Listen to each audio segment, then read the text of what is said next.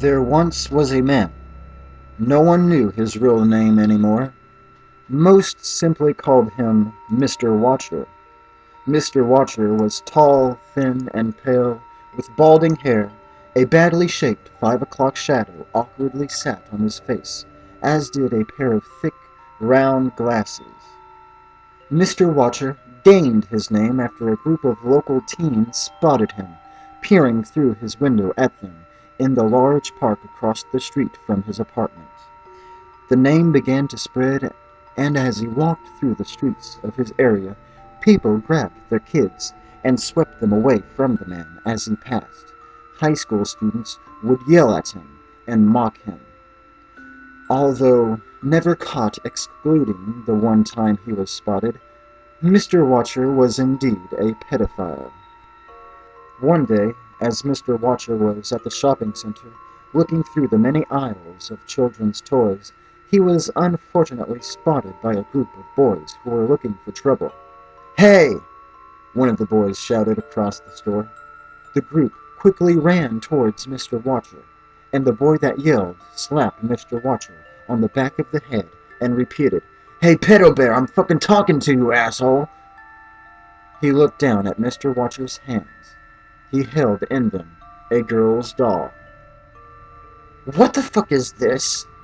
the boy yelled, slapped the doll out of Watcher's trembling hands. "What? You sad? You lost? Your jizz toy, huh, fucking pedo?" The boy nodded his head at the three other boys, and they all tackled Mr. Watcher, bumping one of the toys, which said, "You're my BFF forever." The three boys began violently and powerfully punching Mr. Watcher. After they had savagely beaten Watcher, the boys had left the store. Watcher lay on the ground with a broken nose which was bleeding heavily, as was his lip. He got up and quickly left the store, leaving a small trail of blood. As he was walking home, yet another passerby yelled at him, "Go die in a fucking hole!"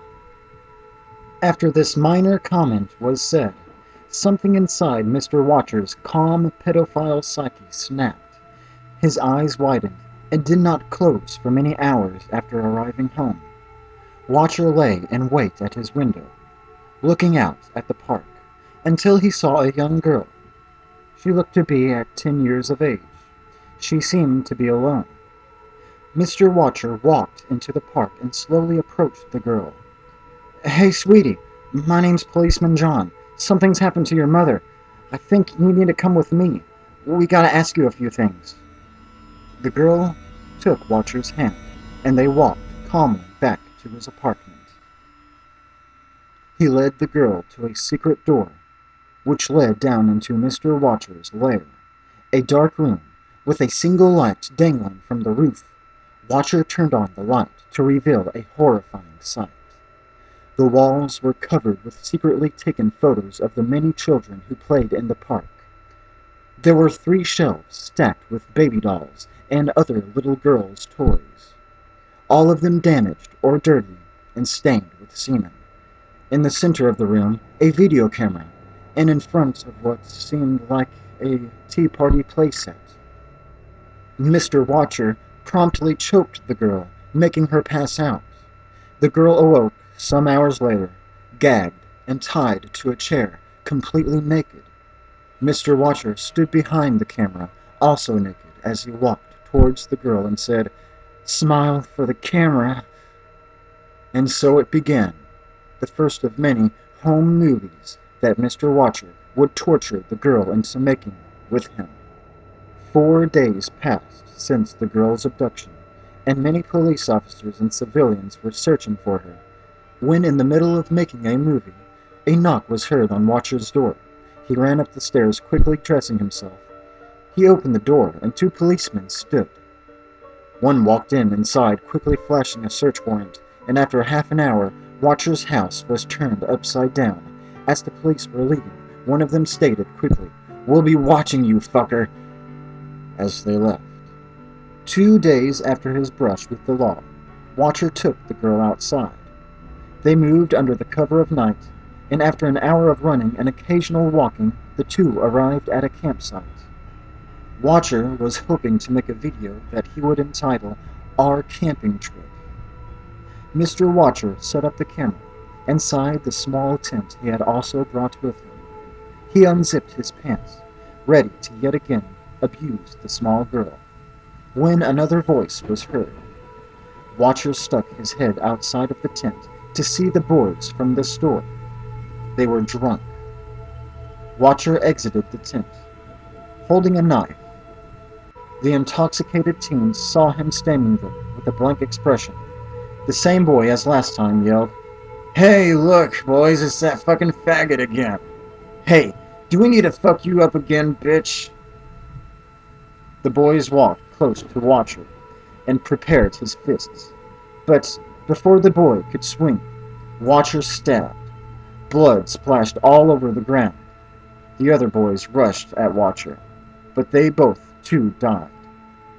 After quickly ending their lives, Mr. Watcher proceeded to slowly remove each of their heads, which took him a very long time. After mutilating his victims, Watcher dragged the girl from the tent and set up the camera outside. 10 long miserable years passed for the girl, who remained mute for 8 of them. She never made a sound except loud breathing noises when she heard the lair door unlock, which to now and old Mr. Watcher's surprise did not happen today. Instead, he entered to find the 20-year-old woman sitting there calmly, playing with the semen-stained dolls and having a tea party with them. She was now pale and extremely thin, and she was wearing a white dress like that found on many of the dolls she was given to wear at the age of 13. She still fitted, as she had not grown very much. Mr. Watcher came over to the camera and turned it on. The simple beep to notify that the camera was on now had been programmed into the girl's brain, and she automatically assumed the spreaded legs position every time she had heard it, also releasing a single tear. Watcher bent down next to the girl, unzipped his pants, and after dropping them, a metal clank was heard, and on the ground there lay the same knife he used to slaughter those boys all those years ago. He said softly to the girl, "I'm sorry, sweetie. Your mommy is dead." He thrusted his knife at the girl, stabbing her in the chest. But she did not die. She grabbed the part of the knife hanging from her chest and pulled it out, blood dripping on the floor. She licked the blade, and for the first time in 8 years, she spoke in a voice of a small schoolgirl. "Mr. Watcher, did he snatch her? Mr. Watcher, he's gonna get ya." She repeated the chant, and did not stop doing so. Mr. Watcher walked back scared. She got up and walked towards Watcher, still chanting. She raised the knife and stabbed over 20 times into the monster's chest, ripping out his vital organs. First his heart, "Mr. Watcher," then his stomach, "Did he snatch her?" Then his lungs, "Mr. Watcher," and finally she removed his still somewhat erect penis. "He's gonna get ya." Watcher's destroyed body laid there, and still she chanted. But before leaving her 10-year prison, she looked at the camera and she said one different thing. "Smile." She knocked it over, and she left the lair.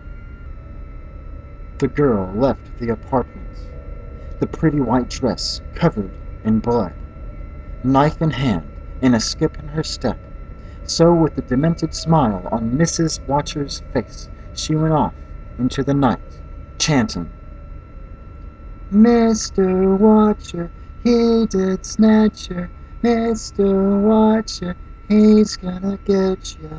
Mr. Watcher, he did snatch her. Mr. Watcher, he's gonna get ya. Mr. Watcher, he did snatch ya.